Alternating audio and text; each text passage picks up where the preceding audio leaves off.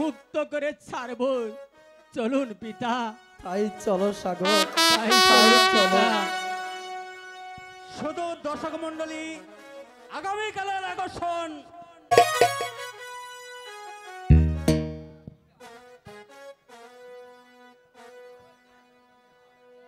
কি ব্যাপার, এখনো পর্যন্ত ফিরে আসছে না কেন? তার হাতে রক্তাক্ত অস্ত্র না দেখা পর্যন্ত আমার আমার রক্ত যে আর শীতল হচ্ছে না। মহারাজ, যাও যাও গাত, তোমার হাতের ওই রক্তে রঞ্জিত অস্ত্রখানা আমার হাতে তুলে দাও। মহারাজ, সত্যবানকে আমি হত্যা করতে পারিনি মহারাজ। কি কি বললে গাতক? সত্যবানকে তুমি হত্যা করনি? এত এত স্পর্ধা তোমার? আমাকে ক্ষমা করুন মহারাজ, আপনার সাগর সত্যবানকে হত্যা করতে দেয়নি মহারাজ। তুমি যাও গাতক, আমি আমি যে আর তোমাকে সহ্য করতে পারছি না। তুমি আমার সম্মুখ হতে চলে যাও। ঠিক আছে মহারাজ, আমি আপনার দেওয়া সম্মানিত তরবারি আপনার পায়ের তলে রেখে চলে যাচ্ছি। আমি দরকার পড়লে হলে রিক্সা চালিয়ে খাবো, নগরে গঞ্জে ভিক্ষা করে খাবো, তবু ওই বেঈমান রাজার চাকরি আমি আর কোনোদিন করতে চাই না, আর কোনোদিন করব না। বিদায় মহারাজ। সাগর, তোমার তোমার সাহস তো কম নয়। আমার আদেশ অমান্য করে সত্যবানকে তুমি মৃত্যুর হাত থেকে রক্ষা করেছো। পিতা, আমার অপরাধ ক্ষমা করবেন। গরিবের রক্ত যে আমার মাঝে প্রবাহিত, তাই তাকে আমি মারতে দেইনি পিতা। এসব কি বলছো সাগর?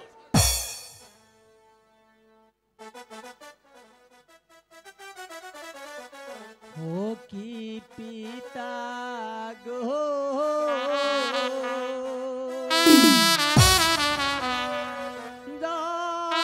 জন্মদাতা পিতা হিনী আমারি।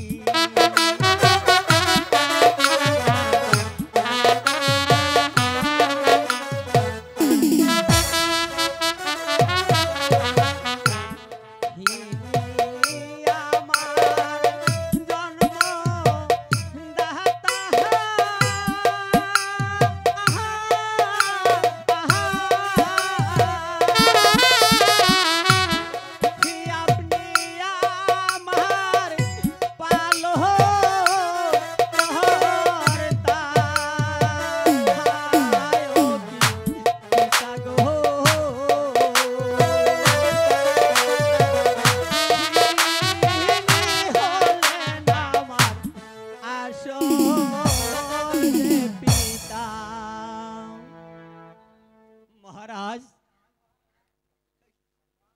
আমি আমার পিতাকে নিয়ে সেখানে চলে যাব। আপনি আমাকে জেনে যেতে অনুমতি দিন পিতা। বেশ, তাই যেও। এবার এসো আমার সঙ্গে। তাই চলুন পিতা।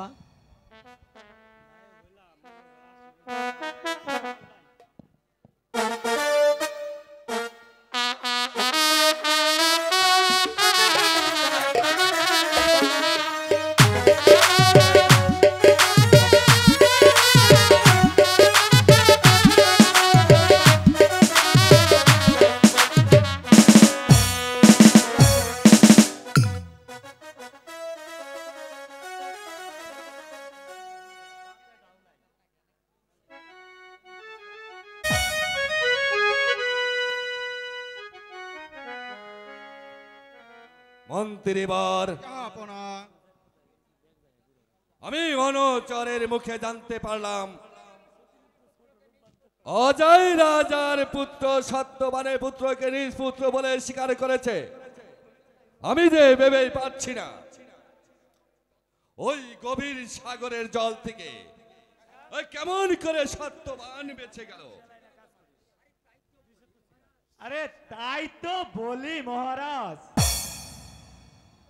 এই বিধির বিধাতার লেখন কেউ খণ্ডাতে পারে না মহারাজ।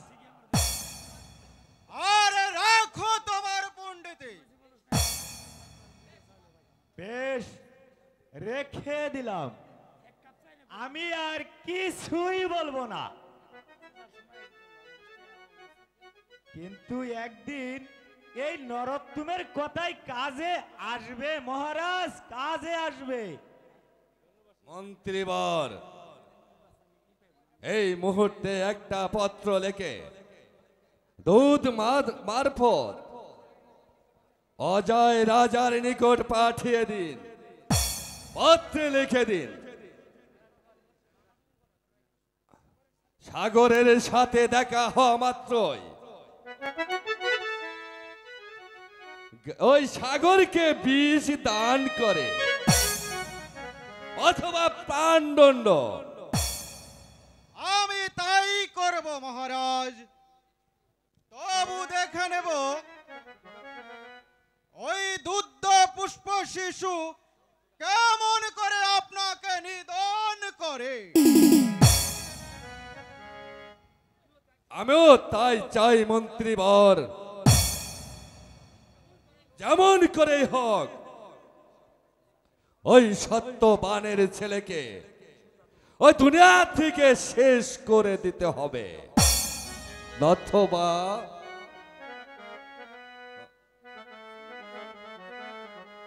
নথবা কিছুতেই আমার প্রাণে শান্তি পাবে না। এবার আসুন আপনারা। তাই চলুন মহারাজ।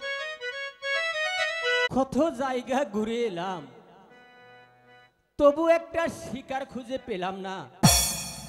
চলুন পিতা, সেই বন ছেড়ে অন্য বনে খুঁজে দেখি। তাই যেতে হবে পুত্র। শিকার না ধরে আমরা কিছুতেই বাড়ি ফিরে যাব না। যেভাবেই হোক শিকার একটা ধরতেই হবে। তাই তাই চলো। চলুন।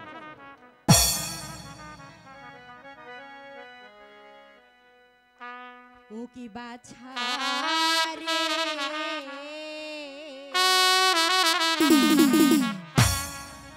ভাষাই দিছে তোরে